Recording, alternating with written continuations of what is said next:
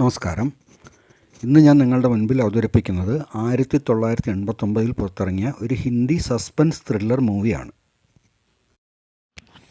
Ramsay movie ടോണിൻ്റെ ബാനറിൽ കിരൺ റാംസേയുടെ തിരക്കഥയിൽ Kumar Ramsay നിർമ്മിച്ച് കേശു റാംസേ സംവിധാനം ചെയ്ത ഈ സിനിമയുടെ പേര് ഖോജ് എന്നാണ്. ഋഷി കപൂർ, നസറുദ്ദീൻ ഷാ, ഡാനി, സതീഷ് ഷാ, ഓം ശിവപുരി, കിമി കാട്കർ എന്നിവരാണ് ഇതിലെ പ്രധാന താരങ്ങൾ. ഇതിലെ സംഗീത വിഭാഗം കൈകാര്യം ചെയ്തിരിക്കുന്നത് അഞ്ജാനും ബപ്പി ലഹരിയുമാണ്. ഇനി നമുക്ക് കഥയിലേക്ക് കടക്കാം. ഡൽഹിയിൽ ബിസിനസ്സുകാരനായ രവി കപൂറും ഭാര്യ അനിതയും 10 വർഷങ്ങൾക്ക് ശേഷം കാഠ്മണ്ഡുവിൽ പോയിരിക്കുകയാണ്. അടുത്ത ദിവസം ഇവരുടെ മകളുടെ ബർത്ത്ഡേക്ക് അവളെ വിഷ് ചെയ്യാനും അവൾക്ക് ഗിഫ്റ്റ് കൊടുക്കാനുമായി അവളുടെ സ്കൂളിൽ പോകേണ്ടതുണ്ട്. ഇതേസമയം രവിയുടെ ഡൽഹിയിലുള്ള കമ്പനിയിൽ ഒരു പ്രധാനപ്പെട്ട മീറ്റിംഗ് നടക്കുകയാണ്. ഇതിൽ പങ്കെടുക്കാൻ രവി തനിച്ച് ഡൽഹിയിലേക്ക് പുറപ്പെടുന്നു. മീറ്റിങ്ങിനിടയിൽ അനിത രവിയെ ഫോൺ ചെയ്യുന്നു. അന്ന് ഉച്ചയ്ക്ക് തന്നെ മടങ്ങാൻ ആവശ്യപ്പെടുന്നു. എന്നാൽ രവി തനിക്ക് പിറ്റേന്നേ മടങ്ങാൻ പറ്റൂ എന്നറിയിക്കുന്നു. അനിത പിണങ്ങുന്നു. മീറ്റിംഗ് കഴിഞ്ഞ് രവി കാഠ്മണ്ഡുവിൽ തിരിച്ചെത്തുമ്പോൾ കോട്ടേജിൽ അനിതയില്ലായിരുന്നു. കൂടാതെ അവരുടെ കാറും കാണാനില്ലായിരുന്നു. അനിത ഒരുപക്ഷെ ഒറ്റയ്ക്ക് മകളുടെ സ്കൂളിൽ പോയതായിരിക്കുമെന്ന് കരുതി രവി മകളെ ഫോൺ ചെയ്യുന്നു. അനിത അവിടെ എത്തിയിട്ടില്ലെന്നറിയുമ്പോൾ അനിത വന്നാൽ അവിടെ തന്നെ നിൽക്കണമെന്ന് അറിയിക്കണമെന്ന് പറയുന്നു. രവി അനിതയ്ക്ക് താൻ മകളുടെ സ്കൂളിൽ പോവുകയാണെന്നും അനിത ഇപ്പോഴും കാഠ്മണ്ഡുവിൽ തന്നെ ഉണ്ടെങ്കിൽ കോട്ടയിൽ കാത്തിരിക്കണമെന്നും മകൾക്ക് ഗിഫ്റ്റ് കൊടുത്ത് താൻ തിരിച്ചു വരുമെന്നും പറഞ്ഞൊരു കത്തെഴുതി ഡോർ ഹാൻഡിൽ വെച്ച് രവി മകളുടെ സ്കൂളിലേക്ക് പോകുന്നു. മകളുടെ അടുത്തെത്തിയ രവി അനിത ഇനിയും അവിടെ എത്തിയിട്ടില്ലെന്നറിഞ്ഞ് അമ്പരക്കുന്നു. മകൾ രവിയോട് മമ്മിയെ കൂട്ടി വരാൻ ആവശ്യപ്പെടുന്നു. രവി വീണ്ടും കാഠ്മണ്ഡുവിലേക്ക് മടങ്ങുന്നു.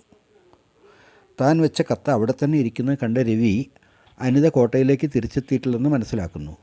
രവി പലയിടത്തും അനിതയെ തിരഞ്ഞു പോകുന്നെങ്കിലും കണ്ടെത്താനാകുന്നില്ല. ഒടുവിൽ രവി ഈ വിവരം പോലീസിൽ റിപ്പോർട്ട് ചെയ്യുന്നു. ഇൻസ്പെക്ടർ ബൽബീർ സിംഗ് ഈ കേസന്വേഷണം ഏറ്റെടുക്കുന്നു. അടുത്ത ദിവസം ഫാദർ ആൻ്റണി രവിയെ ഫോൺ ചെയ്ത് അനിത തൻ്റെ കൂടെ ചർച്ചിലുണ്ടെന്നും വന്ന് കൂട്ടിക്കൊണ്ടു പോകണമെന്നും ആവശ്യപ്പെടുന്നു. രവി അവിടെ എത്തിയപ്പോൾ ഫാദർ അനിതയെ വിളിക്കുന്നു. എന്നാൽ അവിടേക്ക് വന്ന യുവതിയെ കണ്ട് രവി അമ്പരക്കുന്നു. ഇത് തൻ്റെ ഭാര്യയല്ലെന്ന് പറയുന്നു. ഒടുവിൽ രവിയും അനിതയും ഫാദറും പോലീസ് സ്റ്റേഷനിലേക്ക് പോകുന്നു. ഇൻസ്പെക്ടർ അനിതയെ ചോദ്യം ചെയ്യുന്നു. ചോദ്യങ്ങൾക്കെല്ലാം അനിത തൃപ്തികരമായി മറുപടി പറയുന്നു. അനിതയെ തിരിച്ചറിയാനായി ഡ്രൈവിംഗ് ലൈസൻസ് ഇൻസ്പെക്ടർ ആവശ്യപ്പെടുന്നു. അപ്പോൾ അനിത അത് കാറിൻ്റെ ഡാഷ്ബോർഡിലാണെന്നും കാർ ചർച്ചിൽ നിന്ന് മോഷണം പോയെന്നും അറിയിക്കുന്നു. അപ്പോൾ രവി തൻ്റെ വീട്ടിൽ ഭാര്യയുടെ ഫോട്ടോയുണ്ടെന്നും ഇത് കാണുമ്പോൾ താൻ പറഞ്ഞ സത്യമാണെന്ന് എല്ലാവർക്കും ബോധ്യമാകുമെന്നും പറയുന്നു. ഫാദർ പള്ളിയിലേക്ക് മടങ്ങുന്നു. രവിയും അനിതയും ഇൻസ്പെക്ടറും രവിയുടെ കോട്ടേജിലേക്ക് പുറപ്പെടുന്നു. യാത്രക്കിടയിൽ രവിയുടെ കാർ റോഡരികിൽ കാണപ്പെടുന്നു. ഒരു സംഘം മോഷ്ടാക്കൾ കാറിൻ്റെ ഭാഗങ്ങൾ അഴിച്ചെടുക്കാൻ ശ്രമിക്കുമ്പോഴാണ് ഇവരവിടെ എത്തുന്നത്. അവരെ തുരത്തിയ ശേഷം കാറിൻ്റെ ഡാഷ്ബോർഡ് നോക്കിയെങ്കിലും ഡ്രൈവിംഗ് ലൈസൻസ് കിട്ടുന്നില്ല. ഇൻസ്പെക്ടർ കോൺസ്റ്റബിളിനോട് ആ മോഷ്ടാക്കളെ പിന്തുടർന്ന് അത് അവരുടെ കയ്യിലുണ്ടോ എന്ന് നോക്കാൻ ആവശ്യപ്പെടുന്നു.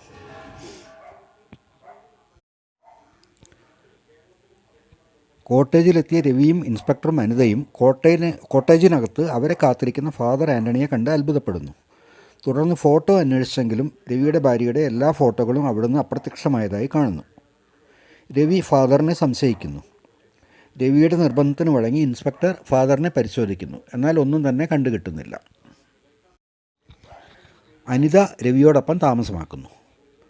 പിന്നീട് അനിതയുടെ ഡ്രൈവിംഗ് ലൈസൻസും പാസ്പോർട്ടും പോലീസിന് കിട്ടുന്നു. രവി നിസ്സഹായനാകുന്നു. ഈ യുവതി തൻ്റെ ഭാര്യയില്ലെന്ന് തെളിയിക്കാൻ അയാൾക്കാകുന്നില്ല. ഒരു ദിവസം അനിത കോഫിയിൽ വിഷം കലർത്തി രവിക്ക് കൊടുക്കുന്നു. ഇത് ഒളിച്ചു നിന്ന് കണ്ട രവി അത് കുടിക്കുന്നില്ല. ഈ സമയം അവിടെ എത്തിയ ഫാദറിനെ രവി നിർബന്ധിച്ച് കോഫി കുടിപ്പിക്കുന്നു. ഫാദർ മരണപ്പെടുന്നു. ഇനി എന്ത് സംഭവിക്കുമെന്നറിയാൻ ഈ സിനിമ നിങ്ങൾ കാണുക. രവിയുടെ ഭാര്യയാണെന്ന് അവകാശപ്പെടുന്ന യുവതി സത്യത്തിൽ രവിയുടെ ഭാര്യയാണോ? അല്ലെങ്കിൽ അവരെന്തിനവിടെ വന്നു? ഭാര്യയാണോ രവിയാണോ കളവ് പറയുന്നത്? ഇതിൻ്റെ എല്ലാം ഉത്തരം കാണാൻ ഈ സിനിമ മുഴുവനായും കാണേണ്ടതുണ്ട്. സസ്പെൻസ് ത്രില്ലർ മൂവികൾ കാണുന്നവർക്ക് ഈ സിനിമ തീർച്ചയായും ഇഷ്ടപ്പെടും. ഈ സിനിമ യൂട്യൂബിലൂടെ നിങ്ങൾക്ക് കാണാവുന്നതാണ്. സിനിമ കണ്ട് നിങ്ങളുടെ അഭിപ്രായം അറിയിക്കുക. എല്ലാവർക്കും എൻ്റെ വീഡിയോ ഇഷ്ടമായെന്ന് കരുതുന്നു. ഇഷ്ടമായെങ്കിൽ വീഡിയോ ലൈക്ക് ചെയ്യുക, ഷെയർ ചെയ്യുക, കമൻറ്റുകൾ ഇടുക. കൂടാതെ എൻ്റെ ചാനൽ സബ്സ്ക്രൈബ് ചെയ്യുക. നന്ദി, നമസ്കാരം.